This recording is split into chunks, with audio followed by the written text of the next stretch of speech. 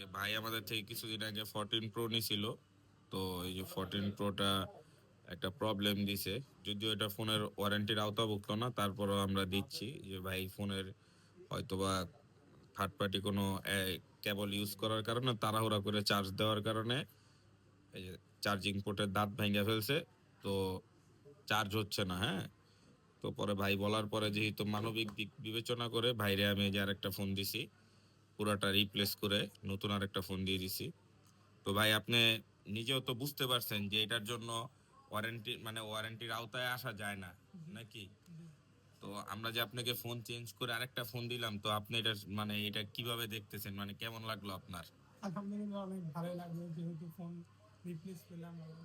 মানে আপনি তো নিজেও বুঝতে পারছেন যে আপনার এটা সার্ভিসের আওতায় ছিল, এটা আমার সার্ভিস করে দেওয়ার কথা, কিন্তু আমি আপনাকে চেঞ্জ করে জি দিচ্ছি। ভাই। তো আপনি কি সন্তুষ্ট আমাদের জি কাছে এসে? আলহামদুলিল্লাহ ভাই, অনেক সন্তুষ্ট। তো অন্য মানুষ তো আমাদের জি কাছ থেকে জি জি নিঃসন্দেহে নিতে পারে। সবাই নিঃসন্দেহে আপনাদের সব থেকে ফোন নিতে পারে। অনেক ফোনের প্রায় কাস্টমার সব। ফোনের প্রাইস হয়তো বা 1-2 টাকা বেশি থাকতে পারে অন্য জি জায়গা ভাই, থেকে, কিন্তু ফোন তো ভালো। কোয়ালিটি ভালো। জি ফোনও ভালো, আলহামদুলিল্লাহ, আফটার কোয়ালিটি সেল ভালো। সার্ভিসও ভালো। জি ভাই। তো অনেক দোকানে কিন্তু মানে এরকম ইস্যু দেখা দিলে চিনে না, পরে বলে যে আপনি আমার কাছে বিক্রি করে দেন।